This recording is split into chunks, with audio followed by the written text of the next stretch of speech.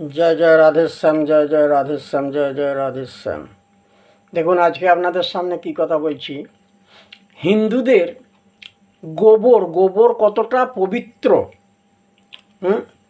গোবর আমরা গোমাতা মা ভগবতী দেবী গাভীর কাছ থেকে পেয়ে থাকি।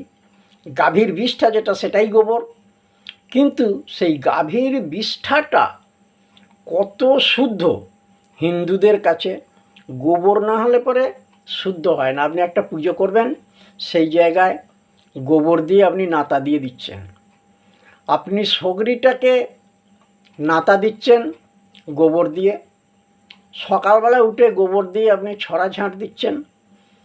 তাহলে সেগুলো হিন্দুদের এতটাই, হিন্দুদের কাছে গোবরটা পবিত্র এবং শুদ্ধ। সব জায়গায় গোবর কিন্তু শুদ্ধ। পুজো করবেন, আপনি পঞ্চগব্য করতে গেলে সেখানে গোবর লাগছে। তাহলে কথা হচ্ছে এই যে গোবরটা এতটা পরিষ্কার শুদ্ধ এবং হিন্দুর কাছে এত আদরণীয় হলো কেন?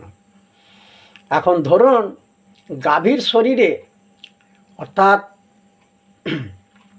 গাই গরুর শরীরে সমস্ত দেবতারা যে বাস করছেন, সেটা সম্বন্ধে আমি একটা সংক্ষিপ্ত চিত্র, সেই চিত্র তো আমি ফেসবুকে দিয়েছি, সেটা দেখবেন। গাভীর শরীরে কীভাবে কোথায় কোন দেবতারা বাস করছেন সেটা দেখতে পাবেন।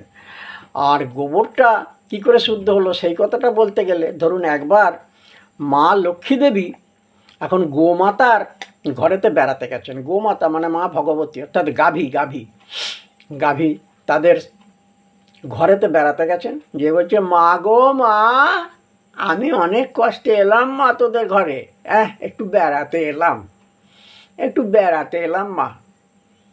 তখন গোমাতা দেবী মা ভগবতী দেবী, এসো এসো মা এসো। তাই তো গো মা, তুমি এলে তো বটে, কিন্তু তোমাকে যে বসতে